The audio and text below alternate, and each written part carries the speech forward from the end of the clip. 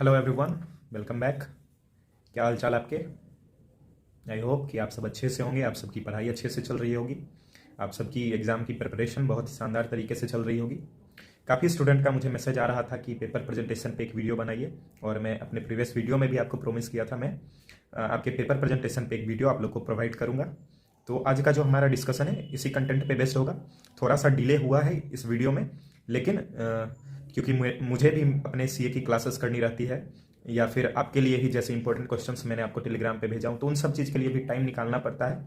तो थोड़ा सा डिले हुआ इस वीडियो में, लेकिन कोई वैसा टॉपिक ये था नहीं जिसका मतलब जिसका वीडियो आपको 1 डेढ़ 2 महीने पहले इसका ज़रूरत था। अभी भी आपके एग्जाम में 5-6 दिन बचा है स्टार्ट होने में, तो अभी भी अगर आप इसे इम्प्लीमेंट करेंगे अपने आने वाले बोर्ड एग्जाम में, तो आपका पेपर बहुत ही अच्छा जाएगा मेरे हिसाब से। और प्रिपरेशन जैसा मुझे लगता है कि आप सबका अच्छा चल रहा है, उस अनुसार से आपका पेपर अच्छा जाएगा ही। और मेन थिंग क्या है कि स्टूडेंट के पास कंसेप्चुअल नॉलेज तो रहता ही है, लेकिन उस कंसेप्चुअल नॉलेज को पेपर में किस तरीके से प्रेजेंट करना है ये स्टूडेंट को नहीं पता रहता है। तो आज हम इस वीडियो में आपके पेपर प्रेजेंटेशन टिप्स पे ही हमारा ये पूरा डिस्कशन रहेगा कि आखिर कोई भी स्टूडेंट को अपने बोर्ड एग्जाम में किन किन चीज़ों पे ध्यान देना चाहिए।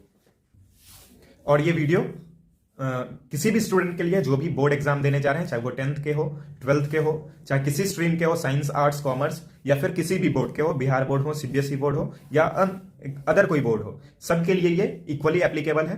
तो आइए स्टार्ट करते हैं हमारा डिस्कशन कि आखिर किस तरीके से किन किन चीज़ों को ध्यान में रखना है अपने एग्जाम हॉल में पेपर प्रेजेंटेशन पे। क्योंकि देखिए, आपके पास कंसेप्चुअल नॉलेज कितना ये मैटर नहीं करता, आप उस कंसेप्चुअल नॉलेज को पेपर में किस तरीके से प्रेजेंट करते हैं ये मैटर करता है, और इसी के बेसिस पे आपको मार्क्स भी अलॉट होंगे। एग्जामिनर जो है आपका कंसेप्चुअल नॉलेज उसी के बेसिस पे जज करेगा जैसा आप अपने पेपर में प्रेजेंट करेंगे अपना आंसर।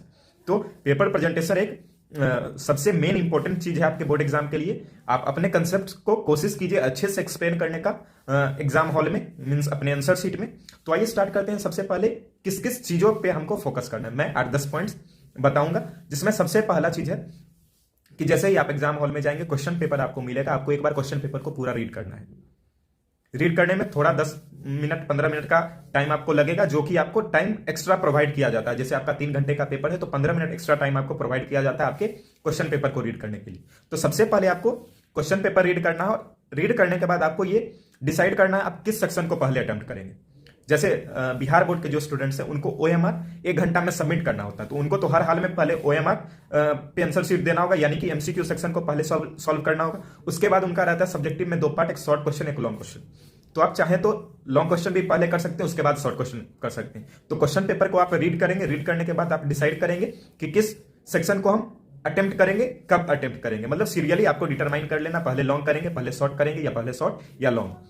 सीबीएसई बोर्ड वाले भी ये चीज अपना सकते हैं कि पहले किस सेक्शन को हम अटेम्प्ट करने जा रहे हैं। उसके बाद सेकंड थिंग है कि आपको एग्जाम हॉल में जाने से पहले, यानी कि घर से ही आपको ये डिटरमाइन करके चलना है कि किस सेक्शन पे आप कितना टाइम देंगे। एक्चुअली होता क्या है कि स्टूडेंट को सब चीज आंसर पता रहते हुए भी वो एग्जाम हॉल में जो क्वेश्चन का आंसर वो जानता है वो भी बिना अटेम्प्ट किए चलाता है। क्यों? क्योंकि टाइम उसका कम पड़ जाता है। तो इससे बचने का सबसे मेन रास्ता है कि पहले से आपको ये डिटरमाइन करना है कि किस सेक्शन को हम कितना टाइम अलोकेट करेंगे।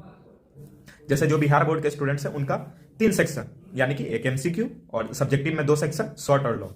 तो आप एमसीक्यू में कितना टाइम देंगे, शॉर्ट में कितना टाइम देंगे, लॉन्ग में कितना टाइम देंगे, ये आपको पहले से डिटरमाइन करना है। जैसे मेरा जो पर्सनल एनालिसिस है उसके अनुसार शॉर्ट एमसीक्यू में आपको, अगर आपने अच्छे से एमसीक्यू प्रैक्टिस किया है पहले से, तो 50 एमसीक्यू सॉल्व करने में आपको 30 से 35 मिनट से ज्यादा टाइम नहीं लगेगा। अगर उससे ज्यादा आपका टाइम लग रहा है तो आप ये चीज जान जाइए कि आपका लॉन्ग क्वेश्चन में 1-2 क्वेश्चन छूटने वाला है। ठीक है, तो इस चलते आप कोशिश कीजिए 30 से 35 मिनट में आप 50 एमसीक्यू सॉल्व करके ओएमआर में फिल कर दें। उसके बाद फिर शॉर्ट क्वेश्चन में एक एवरेज, मेरे अनुसार एक क्वेश्चन में एवरेज 5 मिनट का टाइम लगेगा। हो सकता है किसी क्वेश्चन में आपको कुछ एक्स्ट्रा टाइम 7 मिनट भी लग जाए, किसी में हो सकता है 3 से 4 मिनट में भी आप आंसर उसका दे दें, लेकिन एक एवरेज 5 मिनट का टाइम लगेगा शॉर्ट क्वेश्चन में। और लॉन्ग में आपको एक क्वेश्चन में 12 से 15 मिनट का टाइम लगेगा। तो टोटल आप ऐड करेंगे तो एमसीक्यू में आपको 35 मिनट, शॉर्ट क्वेश्चन में 15 × 5 यानी 75, और लॉन्ग में 60 मिनट। तो टोटल अगर आप ऐड करेंगे तो फिर भी आपके पास लास्ट में 10 मिनट का टाइम मिल जाएगा अपने आंसर्स को वेरीफाई करने में। तो लास्ट के 10 मिनट जो बचेंगे उसमें आप चाहें तो एक बार आंसर आप फिर से चेक कर सकते हैं कि कहीं कुछ गलती तो नहीं लिखे हैं या कोई क्वेश्चन छूट तो नहीं गया। तो लास्ट 10 मिनट्स में वो सब चीज आप कर सकते हैं, या फिर कुछ इंपॉर्टेंट कीवर्ड्स या इंपॉर्टेंट पॉइंट्स अंडरलाइन करना है तो ये सब चीज आप लास्ट के 10 मिनट्स में कर सकते हैं।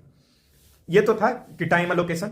तो ये सबसे मेन इंपॉर्टेंट चीज है। अगर ये चीज आप फॉलो करेंगे तो आपका कोई भी क्वेश्चन छूटेगा नहीं। और एक रेस्ट बैच अपने पास लेके जाइए, उस अनुसार से आप देखते रहिए कि हाँ जो टाइम हम डिटरमाइन किए उसमें मेरा आंसर कंप्लीट हुआ है कि नहीं। जनरली होता क्या कि स्टूडेंट शॉर्ट क्वेश्चन को अच्छे से एक्सप्लेन करके लिखने के चक्कर में ज्यादा टाइम अपना लगा देता है और लास्ट में लॉन्ग क्वेश्चन के लिए टाइम नहीं रहता और जल्दबाजी में या तो वो आंसर गलत लिख देता है या फिर उसके पास टाइम ही नहीं बचता है एक आध दो क्वेश्चन का आंसर लिखने के लिए। तो इस चीज से बचने के लिए आपको पहले से ये डिटरमाइन कर लेना कि हमको इस इतना देर में इस सेक्शन को सॉल्व करना है।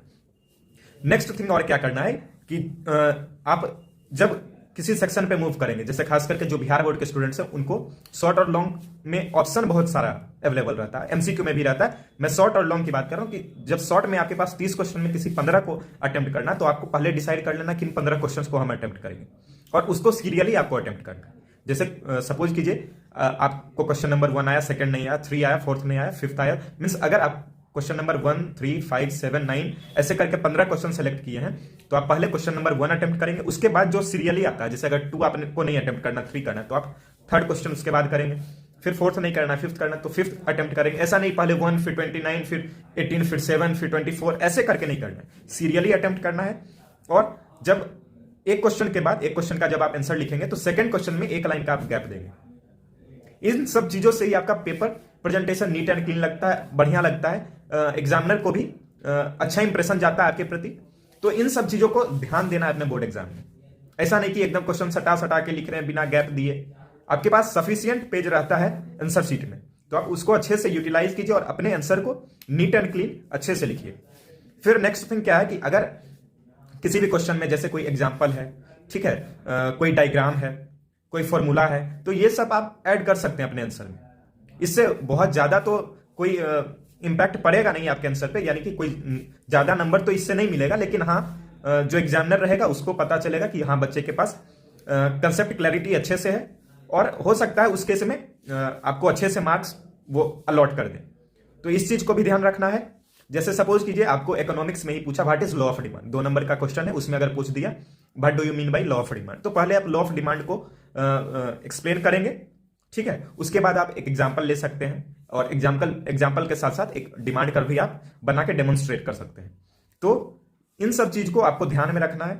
फिर नेक्स्ट थिंग क्या है कि आपको क्वेश्चन का जो आंसर देना है वो ज्यादा लेंदी नहीं बनाना है, ठीक है। क्वेश्चन का आंसर लेंदी नहीं बनाना है, जो वर्ड लिमिट है उसी में आपको आंसर करना है। जो बिहार बोर्ड के स्टूडेंट्स हैं उनका तो शॉर्ट क्वेश्चन या लॉन्ग क्वेश्चन में मेंशन नहीं रहता है कि कितने वर्ड्स में एक्सप्लेन करना है। तो मेरा सजेशन है कि आप शॉर्ट क्वेश्चन को 50 से 60 वर्ड्स तक लिख सकते हैं, एक एवरेज बता रहा हूं मैं।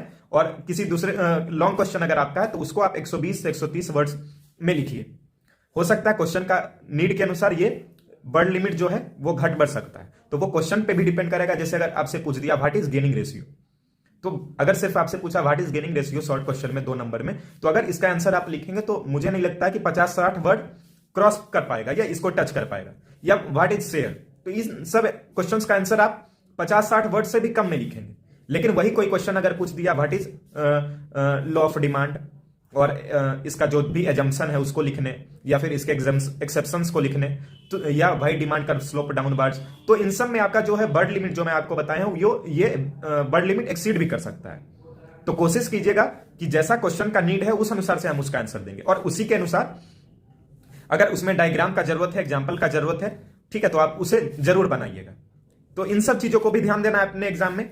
फिर नेक्स्ट थिंग है कि आपके आंसर में अगर कुछ प्रॉपर फॉर्मेट वगैरह बना के, खासकर अगर जो अकाउंट्स का पेपर दे रहे हैं उसमें जो प्रॉपर फॉर्मेट बना के अगर आपको बताना है, जैसे जर्नल एंट्री अगर आ गया, जर्नल एंट्री आ गया, जैसे शेयर एप्लीकेशन मनी रिसीव हुआ, तो इसका जर्नल एंट्री सिर्फ होगा bank account debit to share application account. तो इसका जो भी आप जर्नल एंट्री लिखेंगे इसको आप प्रॉपर फॉर्मेट में date, particulars, ledger folio, debit amount, credit amount, जो प्रॉपर फॉर्मेट है आप उस प्रॉपर फॉर्मेट में उसका आंसर देंगे। और प्रॉपर फॉर्मेट में भी जो आपको लाइन ड्रॉ करना है वो हाथ से नहीं ड्रॉ करना, आप एक स्केल, एक पेंसिल ले जाइए। आप चाहे तो पेन से भी ड्रॉ कर सकते हैं या पेंसिल का हेल्प ले सकते हैं। नेक्स्ट थिंग है कि आपका अगर क्वेश्चन डिफरेंस बिटवीन पूछ दिया, खास करके अकाउंट्स में डिफरेंस बिटवीन के क्वेश्चंस आपको अच्छे खासे मिल जाएंगे, तो आप उसको कॉलम बना के एक्सप्लेन करेंगे, ना कि आप पैराग्राफ वाइज लिखेंगे। पॉइंट वाइज भी लिख सकते हैं, लेकिन पॉइंट वाइज से भी ज्यादा बेटर वे ऑफ प्रेजेंटेशन रहेगा आप कॉलम बना के दिखाएं। कॉलम में एक कॉलम आप बनाएंगे बेसिस ऑफ डिफरेंस, मतलब किस बेसिस पे आप डिफरेंस बता रहे हैं उन दोनों के भी। जैसे सपोज कि रिसिप्ट एंड पेमेंट अकाउंट में डिफरेंस बताना है, तो एक कॉलम बेसिस का बनाइए, बेसिस ऑफ डिफरेंस का दूसरा, रिसिप्ट एंड पेमेंट अकाउंट का तीसरा, इनकम एक्सपेंडिचर का। और अच्छे से लाइन ड्रॉ कीजिए स्केल के थ्रू, आप चाहे तो पेंसिल का यूज कर सकते हैं। तो इन सब चीजों से आपका आंसर या आपका पेपर देखने में ज्यादा अच्छा लगेगा। नेक्स्ट थिंग है कि अगर अकाउंट्स के पेपर में अगर प्रैक्टिकल क्वेश्चन आ रहा है, तो प्रैक्टिकल क्वेश्चंस को आप पहले अटेम्प्ट कीजिए, ठीक है। मतलब फर्स्ट प्रायोरिटी आपका होना चाहिए कि प्रैक्टिकल क्वेश्चंस को हम अटेम्प्ट करेंगे, ठीक है। मतलब अगर आप थ्योरेटिकल क्वेश्चन भी जान रहे हैं, प्रैक्टिकल क्वेश्चन भी जान रहे हैं, तो मैं सजेस्ट करूंगा कि आप प्रैक्टिकल क्वेश्चन ही अटेम्प्ट कीजिए, क्योंकि उसमें नंबर स्कोर करने के चांसेस ज्यादा रहते हैं। तो जितना मैक्सिमम आप प्रैक्टिकल क्वेश्चन अटेम्प्ट कर सकते हैं, उतना आप अकाउंट्स के पेपर में प्रैक्टिकल क्वेश्चन अटेम्प्ट कीजिए।